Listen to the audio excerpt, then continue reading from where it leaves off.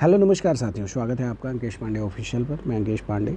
साथियों, अगर बात करें महत्वपूर्ण प्रश्नों की श्रृंखला में, आज की क्लास में हम लोग शुरू करेंगे कुछ इम्पॉर्टेंट क्वेश्चन सेशन जो आपके सामने हैं। सबसे पहला है साथियों आपके सामने, निम्न में से कौन सी समिति गरीबी के मापन से संबंधित नहीं है? सुरेश तेंदुलकर समिति, वाई के अलग समिति, विजय केलकर समिति, कौन इसमें से कोई नहीं? Which one of the following committees is not concerned with the measurement of poverty? साथियों, जब हम बात करते हैं गरीबी के मेजरमेंट की, तो यहाँ पर जैसे अगर सुरेश तेंदुलकर समिति की बात करें तो सुरेश तेंदुलकर समिति जो है सन 2004 में यह समिति बनती है और अपना रिपोर्ट यह 2005 में सौंपती है।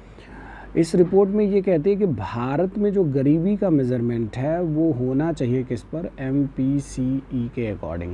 What is the meaning of MPCE? Monthly per capita expenditure, यानी प्रति व्यक्ति अपने ऊपर खर्च के हिसाब से गरीबी का मेज़रमेंट किया जाना चाहिए। और इसी समिति के द्वारा ये भी बताया गया कि भारत में गरीबी का जो मापन है वो परिवार उपभोग व्यय से होना चाहिए। किससे? परिवार उपभोग व्यय। UPPCS में आया हुआ प्रश्न है, अभी पिछले विगत कुछ वर्षों पहले यह प्रश्न आया था। परिवार उपभोग व्यय के माध्यम से भारत में गरीबी का मेजरमेंट किया जाना चाहिए।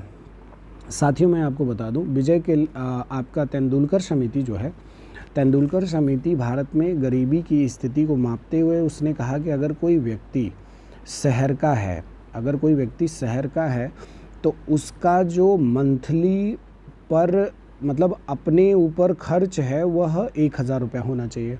और अगर कोई बच्चा ग्रामीण क्षेत्र का है तो उसका अपने ऊपर 872 रुपया खर्च होना चाहिए। अगर आप इसको मंथली निकालेंगे तो ये लगभग आएगा 33 रुपया। एक दिन का निकालेंगे तो ये 33 रुपया आएगा और ये आपका लगभग 27 रुपये के अराउंड आएगा। यानी जो तेंदुलकर समिति का डिटेलिंग थी वो ये थी कि अगर शहर की गरीबी का मेज़रमेंट किया जाए और ग्रामीण क्षेत्र की मेज़र की जाए तो वो अलग अलग स्थिति है। ठीक है। प्रश्न कह रहा है कि गरीबी के मापन से संबंधित कौन सी नहीं है।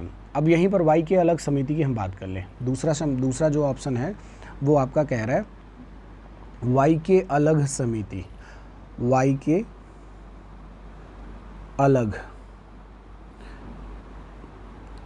अलग समिति की हम जब बात करते हैं साथियों, तो यह समिति भारत में गरीबी के मेज़रमेंट की बात करी। इसने कहा कि अगर कोई व्यक्ति शहर का है तो वह 2100 कैलोरी ऊर्जा अगर प्राप्त कर लेता है तो वो गरीब नहीं है। और ग्रामीण क्षेत्र का है तो वो 2400 कैलोरी ऊर्जा प्राप्त कर लेता है तो वो गरीब नहीं है। कौन कह रहा है? ये आपके वाई के अलग समिति के द्वारा कहा जा रहा है। तो भारत में गरीबी से संबंधित ये भी है। और अब प्रश्न में तीसरा, विजय केलकर समिति। यहाँ पर देखिएगा, जब हम विजय केलकर समिति की बात करते हैं तो इनका संबंध, विजय केलकर समिति का संबंध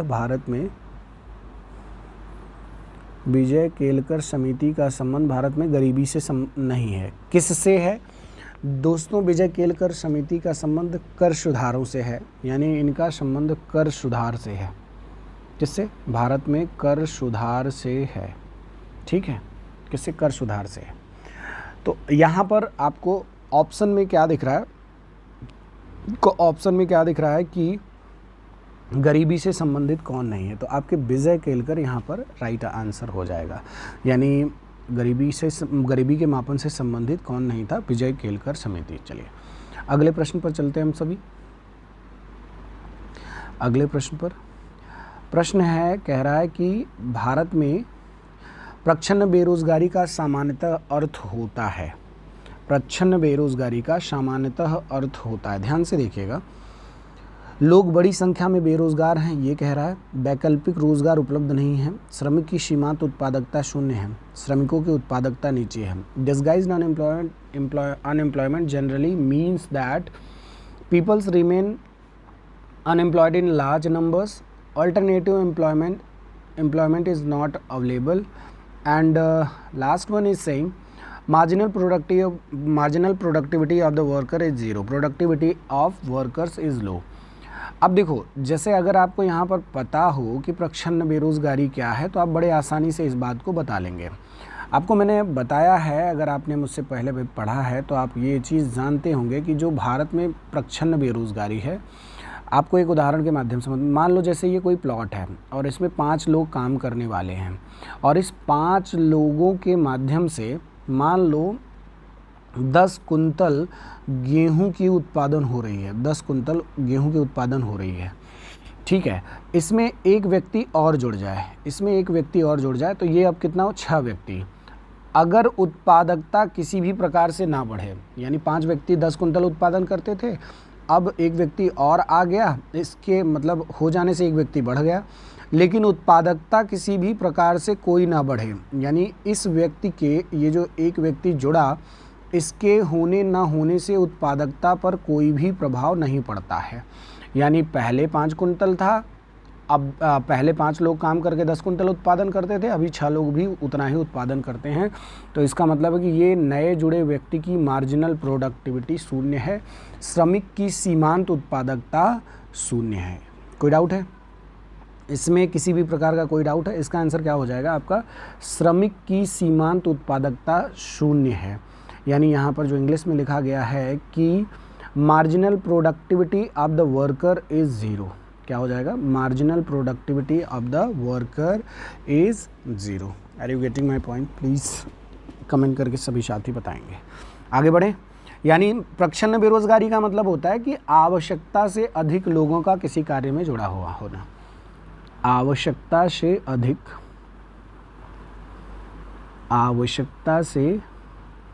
अधिक किसी कार्य में जुड़े हुए होना, किसी कार्य में जुड़े हुए होना। प्रच्छन्न बेरोजगारी को दर्शाता है, प्रच्छन्न बेरोजगारी को दर्शाता है। ठीक है, क्लियर है? चलिए अब इसके बाद अगला प्रश्न हम देखते हैं साथियों। अगला प्रश्न देखते हैं, अगला प्रश्न क्या कह रहा है, भारत में बेरोजगारी के मापन में कौन सी विधि एनएसएसओ द्वारा प्रयोग में नहीं लाई जाती है? भारत में बेरोजगारी के मापन के लिए कौन सी प्रक्रिया को नहीं अपनाया जाता है? ध्यान से देखिए, सामान्य प्रमुख स्तर, चालू मासिक स्तर, चालू साप्ताहिक स्तर, चालू दैनिक स्तर। देखो, भारत के अंतर्गत बेरोजगारी के मापन के 3 तरीके हैं। पहला यूजुअल स्टेटस, दूसरा करंट वीकली स्टेटस और तीसरा होता है CDS यानी करंट डेली स्टेटस। इसको कहते हैं सामान्य स्थिति की बेरोजगारी, सामान्य प्रमुख स्तर जो यहाँ पर है, ठीक है। और जो दूसरा कह रहा हूँ मैं, करंट वीकली स्टेटस यानी चालू साप्ताहिक स्तर, ये भी है, ठीक है। और तीसरा है करंट डेली स्टेटस, यानी ये भी है। यानी हम ये कह सकते हैं कि इसमें से एक आंसर नहीं होगा, एक आंसर उत्तर नहीं होगा आपका कौन सा, चालू मासिक स्तर। चालू मासिक स्तर उत्तर नहीं होगा। मतलब यह पूछ रहा है कि कौन सा एनएसएसओ के द्वारा प्रयोग किया जाता है। एनएसएसओ मतलब national sample survey office, NSSO मतलब नेशनल सैंपल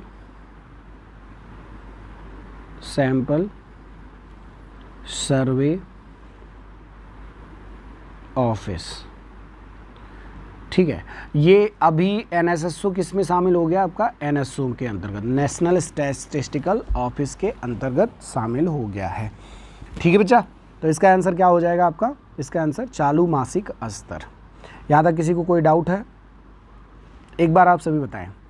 अगर आप लोगों को इस तरीके की वीडियो समझ में आ रही तो आप कमेंट करके बताएंगे, तो मैं आगे भी इस तरीके के वीडियो ऐसे बना करके आपको डालते रहूँगा। सभी साथी एक बार बता देंगे कमेंट करके। ये एक प्रकार का डेमो वीडियो था, आप सभी बता दीजिए।